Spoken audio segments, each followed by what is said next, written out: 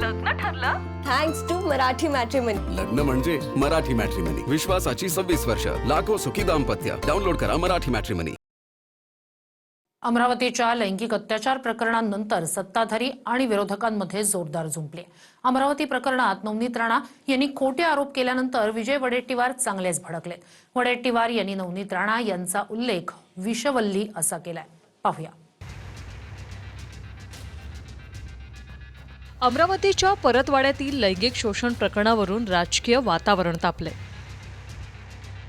याला कारण ठरलंय नवनीत राणा आणि अनिल बोंडे यांनी केलेली वक्तव्य.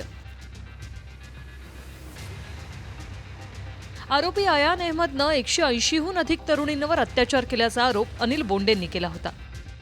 तर आरोपी अयान अहमदच्या 150 व्हिडिओत एकही बुरखेवाली नाही असं वक्तव्य नवनीत राणांनी केलं होतं.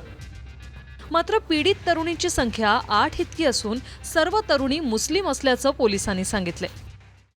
नवनीत राणा आणि अनिल बोंडेंनी केलेल्या या वक्तव्यावरून काँग्रेस नेते विजय वडेट्टीवारांनी घणाघात केलाय.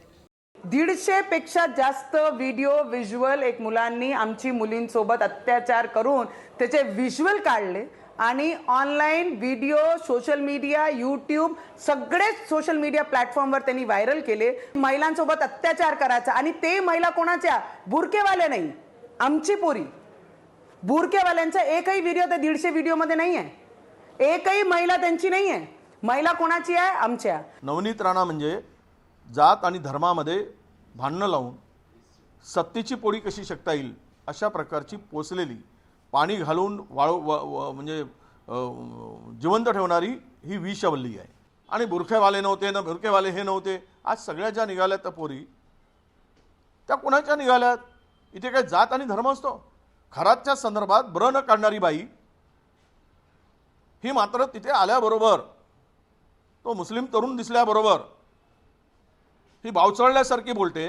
मला असं वाटते या चिल्लर माणसांनी TCSच्या प्रकरण झाला नाशिकचं तेव्हा का वडवड नाही निघाली बाहेर? तेव्हा हिरवे विषारी सापांना जपण्याचं काम करत होते, वाचवण्याचं काम करत होते. त्यांच्यावर बोला.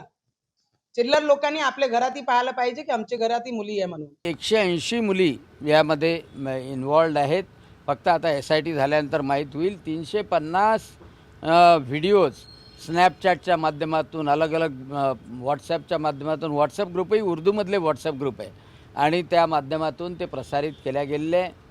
याच्यामध्ये लव जिहाद आहे, याच्यामध्ये धर्मांतर आहे आणि त्याच्यासोबतच ख्रिश्चन मुली आहेत, मातंग समाजाच्या मुलींनी बडनेरामध्ये आत्महत्या केलेली आहे आणि मुस्लिम मुलीसुद्धा आहे. खासदार बोंडे, अरे तू डॉक्टर आहे बाबा. डॉक्टरांना पेशंटला रक्त कुणाचं लावावा हे काय धर्म पाहून लावलं जात नाही. त्या डॉक्टरांची कालची भूमिका ही सुद्धा निषेधार्ह आहे. या परतवाड्याच्या प्रकरणामध्ये जागोजागी महिलांचं शोषण होत आहे.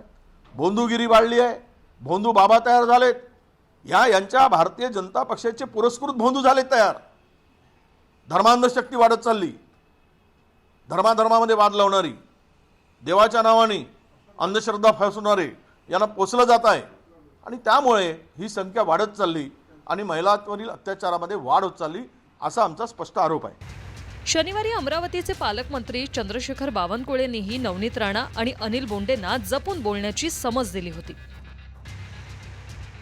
दोन समाजात तेढ निर्माण होईल असं बोलून तपास भरकटवू नका अशा कडक शब्दात बावनकुळेंनी नवनीत राणा आणि बोंडेंना सुनावलं होतं. बोंडे साहेबाकडे किंवा अजून नवनीत राणाकडे किंवा प्यारे खान जे काही स्टेटमेंट करतात आहे त्यांना माझी विनंती आहे की मीडियाच्या माध्यमातून समाजामध्ये कोणत्याही पद्धतीचं असं वातावरण होणार नाही. पण तुमच्याजवळ जे काही पुरावे आहेत ते सर्व पोलिसांना दिले पाहिजे. राजकीय स्टेटमेंटमुळे घाबरतात, समाजामध्ये वेगळा त्या ठिकाणी मेसेज जातो. त्यामुळे पोलिसांचं काम पोलिसांना करू दिलं पाहिजे.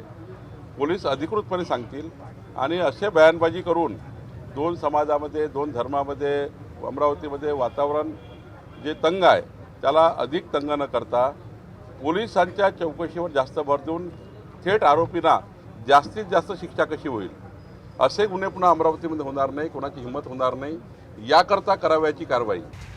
दुसरीकडे अमरावतीच्या या अत्याचार प्रकरणात धक्कादायक माहिती समोर आली. आरोपी अयान अहमद याची पीडित 8 तरुणींव्यतिरिक्त अनेक तरुणींशी मैत्री होती. आरोपीकडून जप्त केलेल्या 5 पैकी 3 मोबाईलचा डेटा रिकव्हर करण्यात आलाय.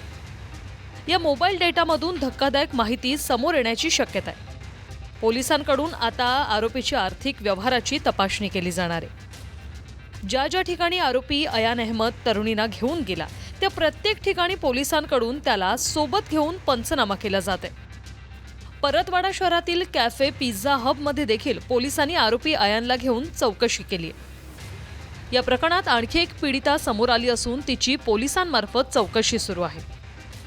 अमरावतीच्या या प्रकरणामुळे अख्ख्या राज्यात खळबळ उडाली होती. या प्रकरणावरून आता सत्ताधारी आणि विरोधकांमध्ये ही चांगलीच जुंपली.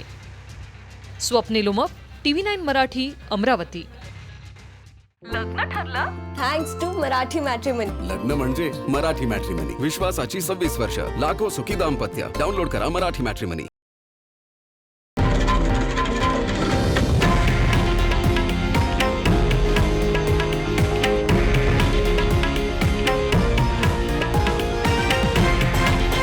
हे आहे देशातील नंबर 1 न्यूज नेटवर्क आणि आपण पाहत आहात TV9 मराठी, एकमेव.